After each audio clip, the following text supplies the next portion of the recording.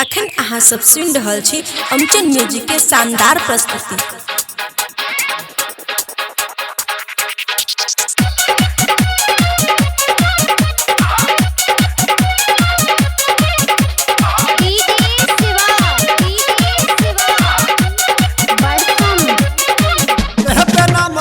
चाहे हजरिया भरपूर दीरे लेबे न मरी चाहे हजरिया भरपूर दीरे भरपूर दीरे बाटे दरभंगा हई जिला लाठी हुर दीरे बाटे दरभंगा हई जिला लाठी हुर दीरे लेबे न मरी चाहे हजरिया भरपूर दीरे लेबे न मरी चाहे हजरिया भरपूर दीरे भरपूर दीरे बाटे दरभंगा हई जिला लाठी हुर दीरे बाटे दरभंगा हई जिला लाठी हुर दीरे।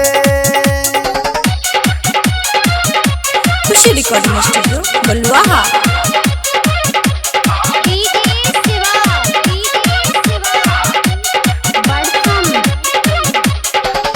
जो बनना सिला तो हद लागे बहरा टाइट लइका तो लइका बुढ़बो मारे ले जरलाइट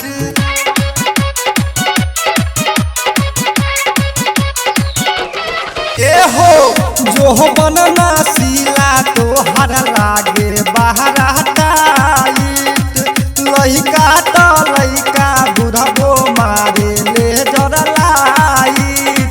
तोरा दूधवा में अपन रोटी गौर दे रे तोरा दूधवा में अपन रोटी गुड़ दे रे हाँ गुड़ दे रे बाटे दरभंगा हई जिला लाठी हुर दीरे बाटे दरभंगा हई जिला लाठी हुर दीरे।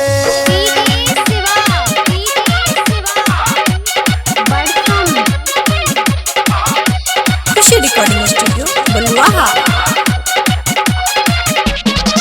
सुन हे रे छौरी मेरा चाई मसाला पप्पू दिली फतोर दी तो हद ताला